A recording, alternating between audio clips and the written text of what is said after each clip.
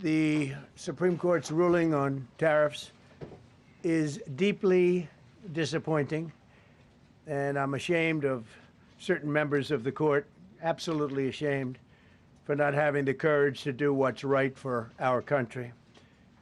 I'd like to thank and congratulate Justices Thomas, Alito, and Kavanaugh for their strength and wisdom and love of our country, which is right now very proud of those justices.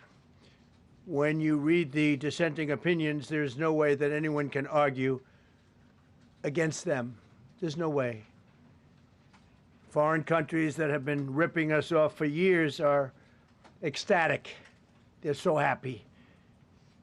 And they're dancing in the streets, but they won't be dancing for long, that I can assure you. The Democrats on the court are thrilled, but they will automatically vote no. They're an automatic no, just like in Congress. They're an automatic no. They're against anything that makes America strong, healthy, and great again. They also are a, frankly, disgrace to our nation, those justices. They're an automatic no, no matter how good a case you have. It's a no. But you can't knock their loyalty.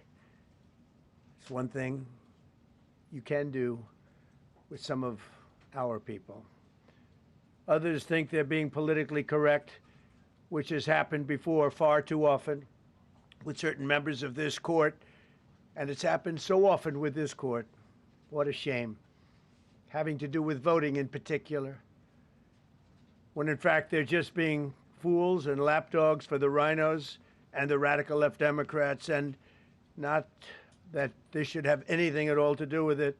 They're very unpatriotic and disloyal to our Constitution. It's my opinion that the court has been swayed by foreign interests and a political movement that is far smaller than people would ever think. It's a small movement. I won by millions of votes. We won in a landslide. With all the cheating that went on, there was a lot of it, but we still won in a landslide. Too big to rig. But these people are obnoxious, ignorant, and loud. They're very loud, and I think certain justices are afraid of that. They don't want to do the right thing. They're afraid of it. This was an important case to me, more as a symbol of economic national security, and also, I would say, just for our country itself, so important, because we're doing so well as a country. We've never done so well.